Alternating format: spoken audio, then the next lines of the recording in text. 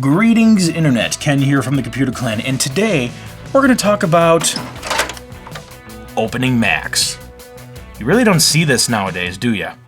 Nowadays, we kind of make fun of Apple for making their Macs very hard to open, which results in low repairability and low upgradability. But it didn't always used to be that way. Doors, sliding panels, covers, you name it. Apple had unique and sometimes fun ways for users to open up their Macs without using tools. Now, I don't have every single computer, so bear with me, but I will show the stuff I do have. The original Macintosh really didn't start with this whole easy open design, but a little while later with the Macintosh SE, the SE stood for System Expansion, there was at least some kind of upgradability functionality in it. Now, it didn't really have an easy open feature, but the computer wasn't inherently too hard to open.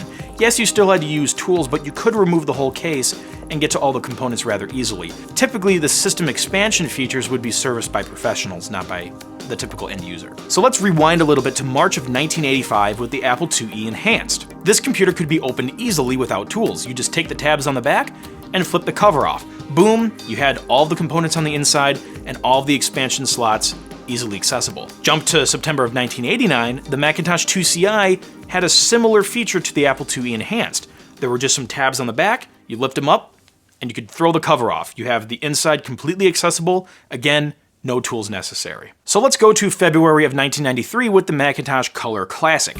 So this was an all-in-one, kind of like the Macintosh SE, so it wasn't that easy to open up altogether, but there was still an easy open feature on the back.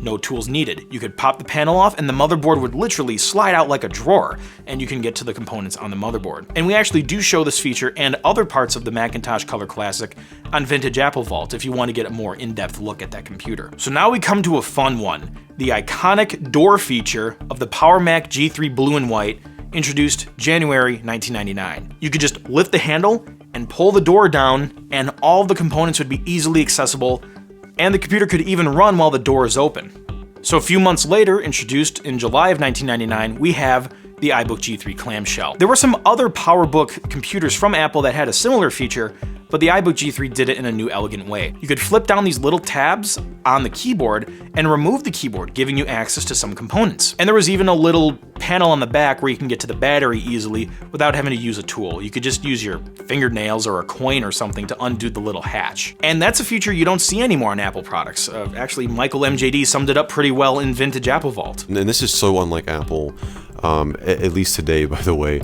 So when the iMac was introduced, it didn't feature any kind of easy open functionality. To open it up, you would need tools and a little more of advanced knowledge.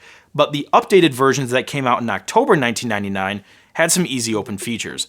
There was a simple hatch on the bottom, very similar to that iBook. You can just put a coin in there or even your fingernail and undo the little screw on the hatch, and you can get to the RAM and the airport card rather easily. And now we come to another fun one. Oh my gosh, this is probably my favorite. The Power Mac G4 Cube. So this was introduced in July of 2000, and on the bottom of the computer there was this little push handle. You would push it and it would retract out, and then you could grip on that handle and literally lift the whole core of the computer out of the chassis, and all of the components were accessible. I'm not saying everything could be upgraded or easily switched out, but the components were still accessible, and that's the only point I'm trying to get across. Again, a toolless, easy open design. That was a cool feature of the short-lived Power Mac G4 Cube, which we also do explore more in Vintage Apple Vault if you'd like to check that out. And the funny thing is, this computer was introduced way back in 2000, and it kind of has a similar feature to a newer Mac.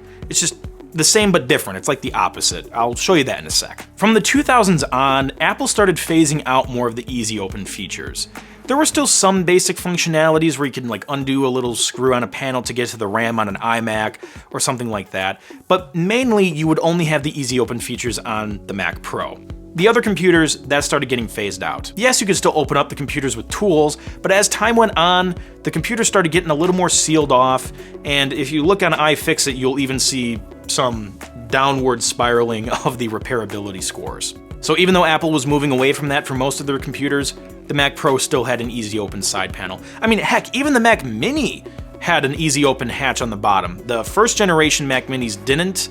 Those were a little more tricky to open, but later they introduced this nice little twist cover feature on the Mac Mini, and that was cool, and then they, of course, sealed off the bottom when they updated it later. But, you know, that's kind of what Apple does now. they seal stuff off. The latest Mac as of 2018 to feature an easy open design is the late 2013 Mac Pro. This is kind of like the opposite of that G4 Cube. With the G4 Cube, you extracted the core from the case, but with the Mac Pro, you kind of extract the case from the core. It has an easy open design with a simple little locking switch, and you can get access to the components. It's a pretty cool design, but that's really the only remaining Mac, modern Mac, with any kind of easy open toolless functionality. Apple miniaturizes a lot now. To make high-performing, thin computers, like, they have to seal stuff off.